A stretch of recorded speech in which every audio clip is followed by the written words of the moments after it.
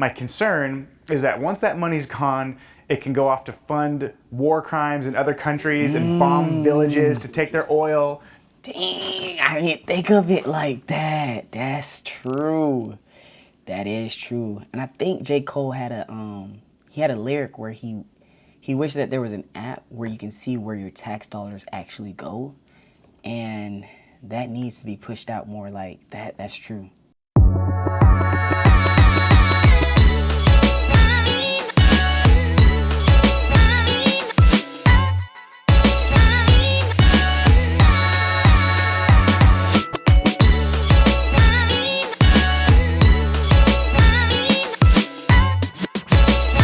Welcome back to another video. It's your boy Fanzo Chery. We are reacting to rich man versus poor man, and we have 7 minutes. They have 7 minutes to captivate us, or we leaving and going on to the next video. So let's see what they got going on. Let's see if it's gonna give us that attention grabbing content here. So I'm gonna put 7 minutes on the clock now, and let's see what they got. So the thing is, if people actually research credit and learn how to build it properly, it's easy to get money. And the cool thing about credit is, if you invest and you fuck up, you could just let it go to collections and dispute it all up anyway. Yeah, there's someone that suffers at the end of that system. So. I was making money and I was paying my bill every single month. So I wasn't just buying like Beats by Dre. But where did it go wrong? Because, I mean, with respect, you're on the other side now.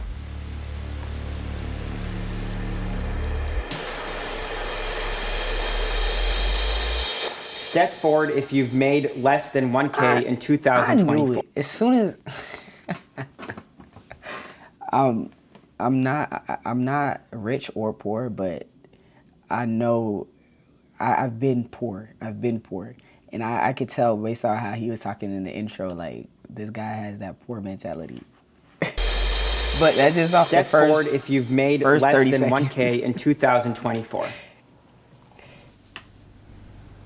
Less than 10K in 2024. Less than 40K in 2024.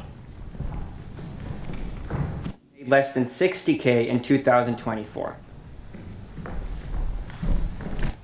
Less than 300K in 2024. Less than 600K in 2024. Less than 5 million in 2024.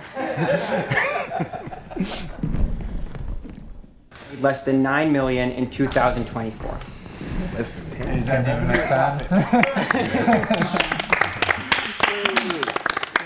that? We're clapping for the rich guy? Rich people should be taxed more.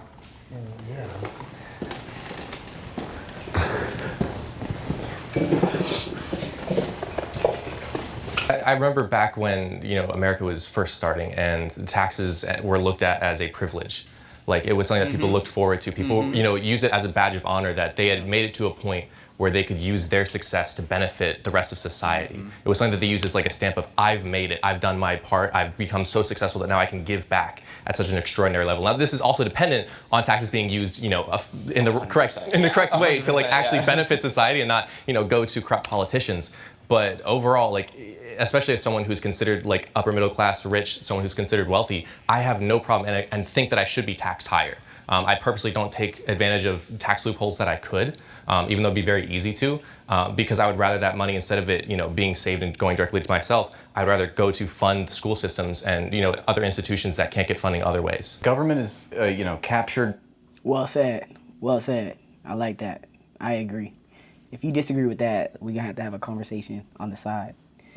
By special interest lobby groups that lobby on behalf of their constituents, corporations, and they write the tax code. And the tax code is written in a way that benefits corporations and it disadvantages working class people. And the very fact that you can tax an income, for instance, and not tax what they call unrealized gains is a great injustice in our society. But then you can take a loan against it. and then Yeah, profit and from the loan. exactly. Then it's a Yeah, cycle. you can buy Twitter off of your, with a leverage buyout by using your unrealized gains as collateral. But when it comes time to tax those unrealized gains, oh, sorry, they're unrealized. You don't have it. It's not actually materially a part of it. So don't know that I'm on board with the taxing unrealized gains, but the big thing that had me walking out here is you constantly see that like billionaires, millionaires, etc., they pay a lower marginal tax rate than like teachers and stuff. And that is like the biggest thing to me that like never quite made sense. Like if we're all kind of in this system together, why are we not at least all paying the same percentage of our? Because we're not in this system together. It's two tiered. You know, there's a separate separate rules for the rich as there are for the poor, and you know the rich play by a different game. You know. Okay, let's invite the disagreeers. What does it take to safely transport 1/3 of America's natural gas? To meet the ever-growing energy demands. That's okay. The reason why I didn't step forward, which was, should rich people pay more taxes? If I could know with certainty that my taxes, paying more of them, would go to benefit schools or homeless veterans or, you know, struggling single moms or, you know, whatever the causes are, I'd be glad to. My concern is that once that money's gone, it can go off to fund war crimes in other countries and bomb villages to take their oil. Dang, I didn't think of it like that. That's true. That is true. And I think J. Cole had a lyric where he wished that there was an app where you can see where your tax dollars actually go. And that needs to be pushed out more. Like that's true. And all this other bullshit. And when I keep more of my money, like there's a school maybe like 12 minutes from my house where I paid all the lunch debt for that school, you know, like, and that was fine for me to do. But had I not had that money to pay that lunch debt because it went to the government, I don't know if that would go to that school or if it's going to go bomb some country, right? So that is my sort of like, this is the implication where I don't trust the U.S. government to use the money in the same benevolent way that I might if I had more of it to then do what the programs and the passions that I have to help people. And the reason that we don't trust the U.S. government, because I don't trust it either, is because of who controls the government. And who controls the government are capitalists. So it goes back to capitalism. It would be great for our money to be used to fund schools and all these programs, wonderful. But they're not. You're right. They're going to the weapons industry instead. I think another thing, like a misconception a lot of people have is like the rich don't pay taxes at all. If you look at corporate like payroll tax, like that's like the taxes that we pay. By far in America, corporations pay the most taxes in payroll. That is like what, like for example, but it is coming from other people's checks. But we factor that into their salary, right? We know that we're gonna have to pay taxes on that. That's one thing to think about. I do think that the system is set up for the rich to just make way more money, especially with the unrealized gains, like leveraging that. We like to say like we want everyone to pay the same percent, same stuff like that. But it's not like rich people, massive business owners use less government services. They are using these roads way more. They are using all these things so much more than the average person who just needs to drive to work. If you need 1 million trucks going places, like it wouldn't be unfair for these people to pay more because they use more, because they're bigger entities.